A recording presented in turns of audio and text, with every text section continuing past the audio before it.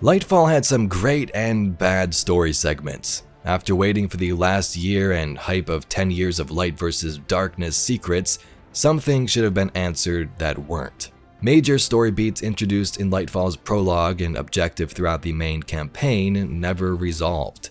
Today we discuss some of Lightfall's epic moments and parts where the plot fell flat on its face.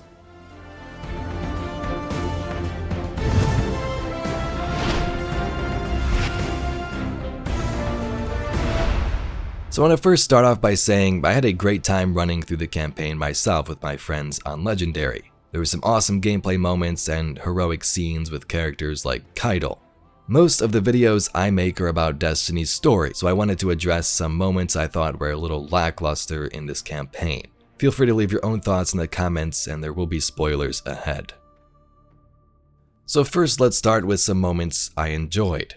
Osiris was annoying at some points, but you could actually see his emotion. He was one of these serious characters about this situation, and there were some moments where I felt sad for him, like when he thought Sagira was still with him. Keitel's forces will help push back Callus's advances. We've done nothing but waste time! What is this attraction? Sagira, could you run some scans? Oh. Right. Ever since awaking, Osiris has had it pretty hard. He's been having these visions from Savathûn, some stuff on Neptune, and it turned out to be true. Now the goal was stopping the Veil, and that was his main purpose. There was even some funny moments, like the cool introduction with the Cabal drop pods where we were inside them, and Osiris getting flung out from the Cabal ship. Hurry up! Are those things safe? Can't be that.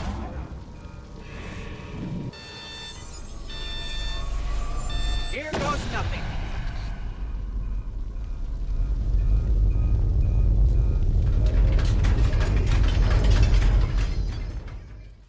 The Ishtar facility looked cool. It was a nice nod to Venus and the Ishtar research teams, but that wasn't really further explored in the main campaign. The Witness felt above us. A flick of the wrist and a guardian and its ghosts, boom, sliced in half and dead. I hope they keep this energy for the final shape because the Witness felt like the big bad and not just some throwaway character that wasn't really threatening. Same thing for the Tormentors. Playing on Legendary could be scary at times. After doing damage, the thing could get enraged and chase you around the playspace, forcing me to go invisible and hide in a corner. Strand was also a great time. It was kind of annoying to test it out during parts of the campaign and then it would go away. I get the whole point of it. Osiris trying to train us and eventually acquire it at the end, become all powerful, but it did kind of suck in some of those moments and there was a lot of them. After getting that though, Strand is super fun. Grappling around a Destiny feels like a perfect fit for a mechanic, and let's hear your thoughts on Strand below. So overall, I enjoyed the campaign, but let's talk about some of its major issues. First up, the start of it. The prologue scene was not really explained. The Witness finds Neptune from approaching the Traveler, but what was going on with the pyramids surrounding it? Aligning with the Traveler and terraform beam blasts sent out into one of the Witness's ships.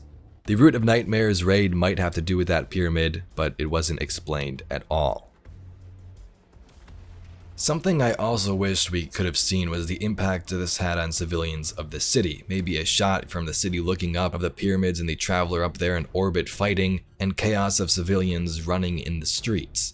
This is one of Destiny's biggest moments, threatening humanity, and we got a couple of ships up there in battle, and the leaders of the city and Vanguard just chilling at the helm. Now my biggest point, the Veil.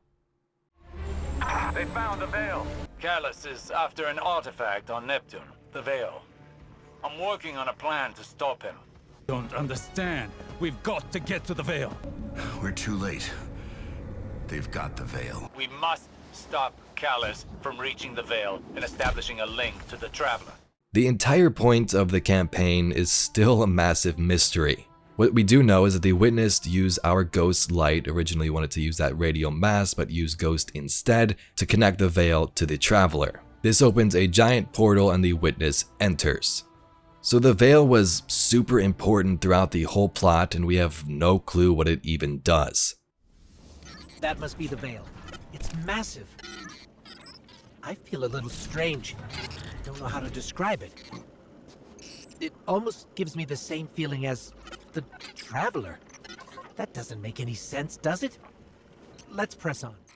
Sometimes that's the fun part of Destiny, diving into the lore and uncovering the mystery ourselves. Was the Veil a key to the Traveler, a piece of it making whole, allowing the Witness to achieve what it wanted? But it feels kind of weird not resolving the main plot of a major expansion. Imagine a new player coming in, learning, okay, I gotta find this weird alien Veil thing, and once I do, what the heck even happened? Think about this from Witch Queen last year. We learned how Savathun got the light and what she was trying to do with the Traveler. Hive Lightbearers were introduced. Throughout the campaign, we learned how Savathun got the light, how the Hive Lightbearers came to be, and what her plan was now with the Traveler, sealing it in her throne world. Take that in contrast to Lightfall. Witness and Callus go to Neptune to find the Veil. They succeed in using it. We know little about it and what it even did to the Traveler. We also get lots of cool history here with Ishtar, a city that survived the collapse but didn't go anywhere.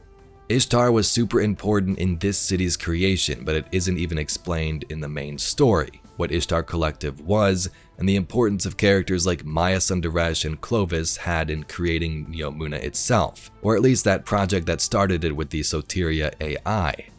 Everything that was set up over the last year, not really mentioned in the story. You could also make an argument that the Veil was the focus. We had no time to sit around and learn stories of Neomuna's creation. That's for later after this threat is eliminated.